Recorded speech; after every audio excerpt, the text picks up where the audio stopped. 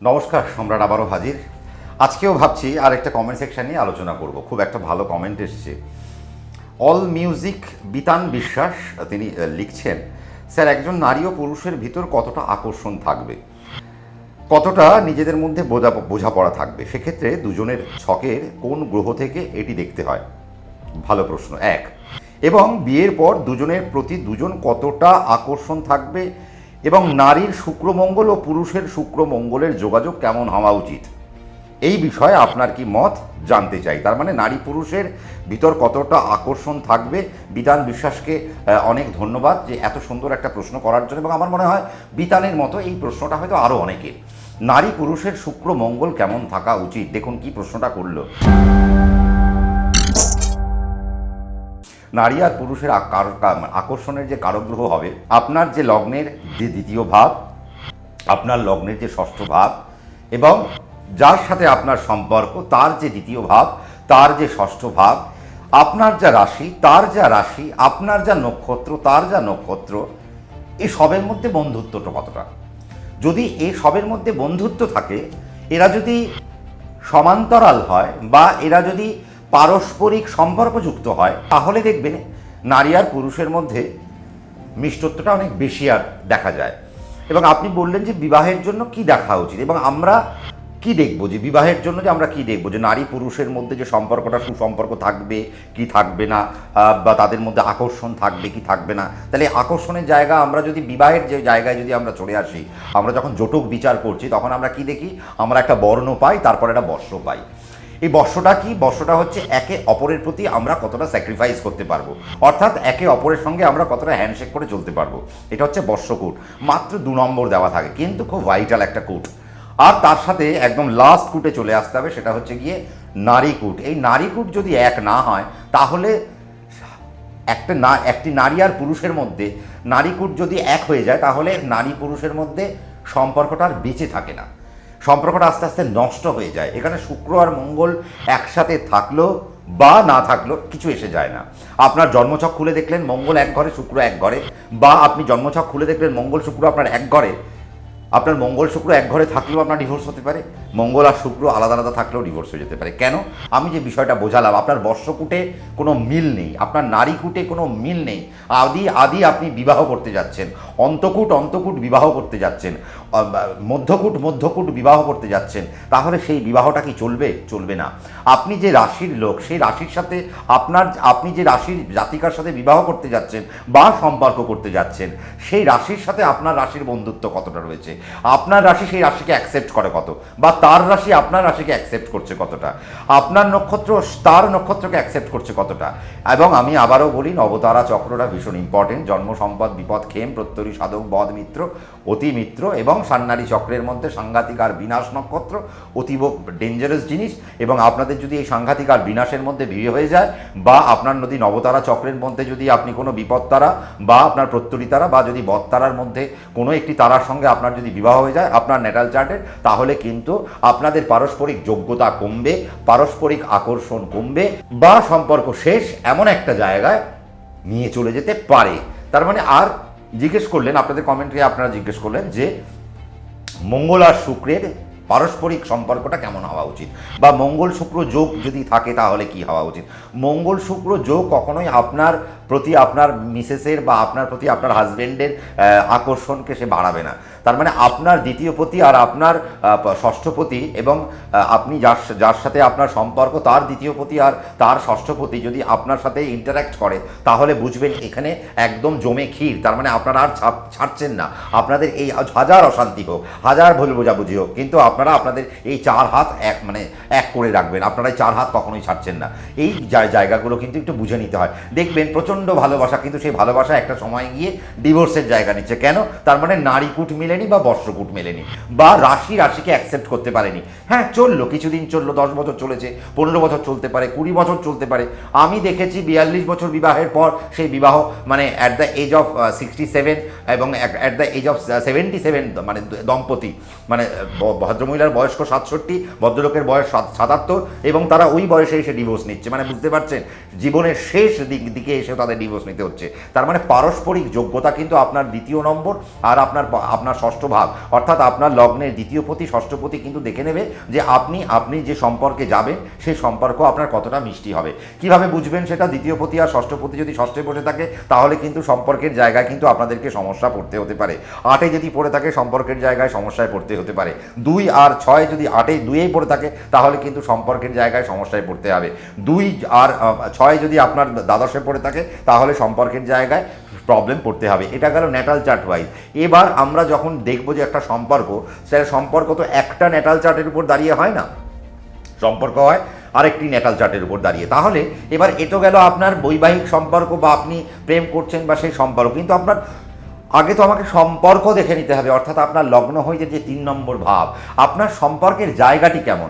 এই 3-এর ভাবপতি আপনার কি ভালো জায়গায় বসে রয়েছে? যদি আপনার সম্পর্কের ভাবপতি অর্থাৎ তৃতীয়পতি যদি ভালো জায়গায় বসে থাকে তার মানে বুঝবেন আপনি সারা জীবন সুসম্পর্কের মধ্যে দিয়ে যাবেন। সে আপনি কেন হাজব্যান্ড ওয়াইফ, আপনি ভালো বন্ধু পাবেন, আপনি ভালো কলিগ পাবেন, আপনি ভালো পাড়াপড়শি পাবেন, আপনি ভালো ক্লাবের লোকজন পাবেন, বা আপনি মেলামেশার যে আপনার যে জগৎ হবে সেই জগতে আপনি দেখবেন খুব ভালো ভালো মানুষের সাথে আপনার যোগ সাজস ঘটছে। তার মানে এই জায়গাগুলো একটু বুঝে নিতে হচ্ছে। আবার কোথায় যে আপনি কোথায় আপনার যদি 3 নম্বরে ভাব যদি আজকে নেগেটিভ হয়ে যায়, 3 নম্বরের অর্থাৎ সম্পর্কের কারক গ্রহ যদি সে যদি নষ্ট হয়ে যায়, সে যদি 8-এ বসে রয়েছে, অষ্টমপতিকে নিয়ে যদি দ্বাদশে চলে গেছে, সে যদি চন্দ্রের অষ্টমে বসে রয়েছে বা চন্দ্রের দ্বাদশে বসে রয়েছে, তাহলে বুঝতে হবে যে আপনাদের কিন্তু পারস্পরিক জায়গাটা কিন্তু নষ্ট হয়ে যেতে পারে। এই জায়গাটা আপনাদের কিন্তু মাথায় রাখতে হবে। সম্পর্কের এক তো হচ্ছে তৃতীয়পতি আপনার একটা খুব ভাইটাল, তার মানে আমরা কী পেলাম? 3 নম্বর ভাবকে আমাদের খুব একটা ইম্পর্টেন্ট দিতে হবে, তারপর 2 নম্বর ভাবকে ইম্পর্টেন্ট দিতে হবে, আর তার সাথে 6 নম্বর ভাবকে দিতে হবে। তাহলে সবার আগে আমাদের 3 নম্বর ভাবকে দেখে নিতে হবে, তারপর 2 আর 6-এর কানেকশনকে দেখে নিতে হবে।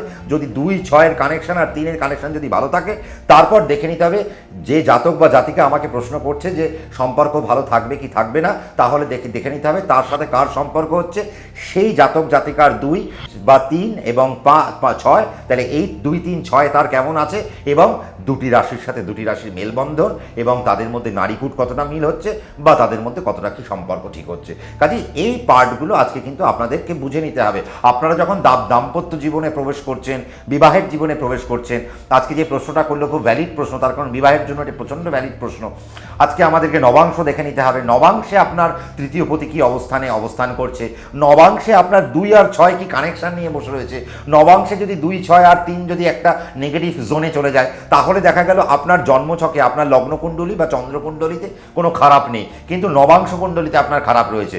এই নবাংশ কুণ্ডলী খারাপ হওয়ার জন্য আপনার বিবাহের পর আপনার বিবাহ নষ্ট হয়ে যেতে পারে, বা আপনার একের পর এক সম্পর্ক আপনার নষ্ট হয়ে যেতে পারে।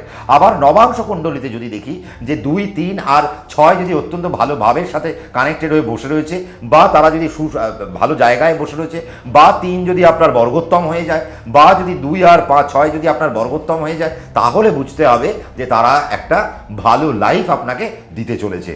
কাজে এই জায়গাগুলো খুব ইম্পর্টেন্ট পার্ট। আজকে নবাংশের উপর দাঁড়িয়েও আমাদেরকে একটু দেখতে হবে যে আপনার সম্পর্ক কত দূর যাবে, আজকে আপনার সম্পর্কটা কত দূর গিয়ে শেষ হবে। কাজে এই জায়গায় আপনাদেরকে একটু দেখে নিতে হচ্ছে। কাজেই আপনি যে প্রশ্নটা করলেন যে মঙ্গল আর শুক্রের কোনো কানেকশন প্রয়োজন হয় না, তার মানে আমি যেটা বুঝিয়ে দিলাম, মঙ্গল শুক্র যদি 2 আর 3 বা 6-এর মধ্যে পড়ে, নিশ্চয়ই তাহলে মঙ্গল আর শুক্রের একটা কানেকশন আপনি পেতে পারেন। কিন্তু এরা 2 আর 3-এর মধ্যে আপনার শনি পড়তে পারে, আপনার 2, 3-এর মধ্যে আপনার হয়তো আপনি দেখলেন আপনার দ্বিতীয়পতি বুধ, আপনার তৃতীয়পতি চন্দ্র, আর আপনার ষষ্ঠপতি হয়ে গেল শুক্র। তার মানে এখানে তো মঙ্গলের কোনো ভূমিকা নেই, এখানে বুধ, এখানে চন্দ্র আর শুক্রের এখানে খেলা। তার মানে বুধ, চন্দ্র, শুক্র আপনার লগ্ন চার্টে কোথায়, আপনার নবাংশ চার্টে কোথায়, বা আপনি যে রাশির সাথে সম্পর্কে যাচ্ছেন বা বিবাহে যাচ্ছেন তার চার্টের এই 3, 2 এবং তার চার্টের 3, 2 আবার আলাদা হয়ে যেতে পারে। আপনার হয়তো দেখা গেল আপনার হয়তো কুম্ভ আপনার লগ্ন, তাহলে আপনার দ্বিতীয়পতি আপনার বৃহস্পতি, তৃতীয়পতি আপনার কে, তৃতীয়পতি আপনার হয়ে গেল মঙ্গল, আর আপনার যদি কুম্ভ লগ্ন হয় তাহলে আপনার ষষ্ঠ হয়ে গেল কর্কট, তাহলে চন্দ্র হয়ে গেল আপনার ষষ্ঠ।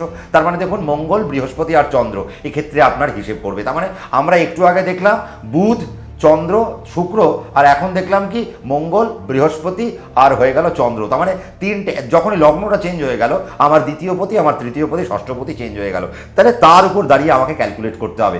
শুধু মঙ্গল শুক্রকে ভিলেন করলে চলবে না। মঙ্গল শুক্র এক ঘরে আছে মানে তোমার বিবাহিত জীবন নষ্ট, তোমার জীবনে পরকীয়া আসবে, তোমার জীবনে ব্লা ব্লা ব্লা আসবে, 3rd পারসন সিঙ্গুলার নাম্বারের জন্য তোমার সংসার নষ্ট হয়ে যাবে। দেখুন একটা সংসার নষ্ট হয় কিন্তু আমাদের নিজেদের দোষে, সবার আগে।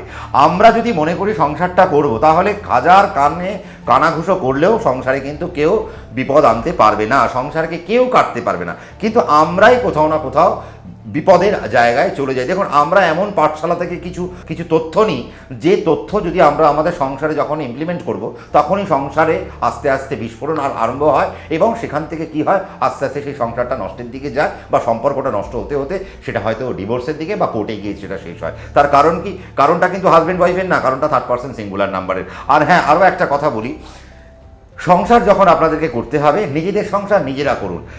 আপনার মা কিভাবে সংসার করেছে সেটা আপনার দেখার দরকার নেই। আপনি আপনার মায়ের সাথে কথা বলতে পারেন, আপনি আপনার বাবার সাথে কথা বলতে পারেন, তারা তাদের সংসার করে ফেলেছে। কিন্তু বাইরে থেকে আজকে আমাদের সাইকোলজিক্যাল ডিস্টারবেন্স কিন্তু একটা বিরাট বড় ডিস্টারবেন্স। এটাও কিন্তু কেন আমরা দুইকে কেন আজকে দেখুন 2 নম্বর ভাবটা কেন ইম্পর্টেন্ট, তার মানে 2 নম্বর ভাব থেকে আমরা সাইকোলজি দেখি। আজকে যদি যে জাতক বা জাতিকার সাইকোলজি ভালো না, তারা সম্পর্ককে রাখবে কতদিন? সম্পর্ককে টিকিয়ে রাখতে পারবে না। তার মানে সাইকোলজিকে ভালো রাখতে হবে। সাইকোলজিকে ভালো করতে গেলে আপনার নিজের দর্শনকে ভালো করতে হবে। নিজের দর্শন যখন ভালো হবে, তখন দেখবেন দেশ ও দশ বা আপনার 10 দিক আপনার ভালো হতে চলেছে, এবং আপনি দেখবেন আপনার জীবনে অনেক সুন্দর জায়গায় আপনারা পৌঁছে গেছেন। তাহলে আজকে একটা আলোচনায় আমরা আসলাম, বা একটা আলোচনায় আমরা অনেকটা পরিষ্কার হতে পারলাম যে একটা মেয়ে আর ছেলের সম্পর্কের ক্ষেত্রে শুধু মঙ্গল শুক্রই কোনো কারো কথা নয়। আমরা যেটা পেলাম, 2কে পেলাম, 3কে পেলাম, 6কে পেলাম, তার সাথে সাথে পেলাম নবাংশ চার্ট, রাশি রাশিকে অ্যাকসেপ্ট করছে কিনা, নক্ষত্র নক্ষত্রকে অ্যাকসেপ্ট করছে কিনা, বর্ণকূট মিলছে কিনা, বর্ষকূট মিলছে কিনা, এবং নারীকূট মিলছে কিনা। তার মানে এতগুলো বিষয়ের উপর আমাদেরকে নির্ভর করতে হচ্ছে। যদি সমস্ত কিছুতে রাইট থাকে, তাহলে সম্পর্কটার মধ্যে আকর্ষণ থাকবে। যদি তার মধ্যে যদি ম্যাক্সিমাম কাটা থাকে, সম্পর্কের মধ্যে বিকর্ষণ থাকবে, আকর্ষণ কমে যাবে। কেমন লাগলো অনুষ্ঠানটা জানাতে ভুলবেন না। আপনারাও কি চাইছেন আপনাদের কোনো কমেন্ট নিয়ে আমি কোনো অনুষ্ঠান করব? তাহলে মন খুলে কমেন্টস করুন। আপনি কি বিষয়ের উপর জানতে চাইছেন আমাকে জানান, আপনি কমেন্টস করুন, আমি নিশ্চয়ই পড়ব। এবং আপনাদের যারা যারা কমেন্ট করছেন, এই যেমন এই একটা চ্যানেল থেকে এসছে, এটা একটি চ্যানেলের নাম, তাই তার নামটা আমি বললাম। তো আপনাদের নাম ধরে নিশ্চয়ই যারা যারা করবেন, আমি নিশ্চয়ই আপনাদের নাম বলে বলবো। আমি জানি না আপনারা কোথা থেকে বলছেন, চিনিও না, কারণ আমার কাছে তো কমেন্ট আসছে, এবং কমেন্টে তো আমি জানি না। এবার যদি মনে হয় যে আপনারা জানাতে চাইছেন, আপনি কোত্থেকে কমেন্ট করছেন তাহলে জানাবেন। আপনি যদি মনে করেন আপনি কলকাতা থেকে কমেন্ট করছেন, আপনি বলবেন আপনি আপনি যদি মনে করেন নর্থ বেঙ্গল থেকে কমেন্ট করছেন, বলবেন দাদা আমি নর্থ বেঙ্গল থেকে কমেন্ট করছি। তাহলে আমি আপনার কমেন্টে যখন পড়বো, তখন আমি বলে দেবো নর্থ বেঙ্গলের এই দিদি বা দাদা বা এই ভাই বা এই বোন আমার সাথে এই কিছু জানতে চেয়েছে। আজ এই অবধি রাখলাম। ভালো লাগলে একটা লাইক করবেন, কমেন্ট করবেন, আরও ভালো লাগলে একটা শেয়ার করবেন। যদি আরও ভালো লেগে থাকে, তাহলে লাল রঙের বাটনটা প্রেস করে আমাকে একটু ইন্সপায়ার করবেন। আর নোটিফিকেশান বেলকে প্রেস করতে ভুলবেন না, কারণ ভিডিও নোটিফিকেশান আপনার কাছে না পৌঁছলে আপনি ভিডিওটা দেখতে পারবেন না। প্রত্যেকে ভালো থাকবেন, সুখে থাকবেন। 9 PM মোটিভেশনে আবারও হাজির হচ্ছি। ততক্ষণ আজ্ঞা দিন। নমস্কার।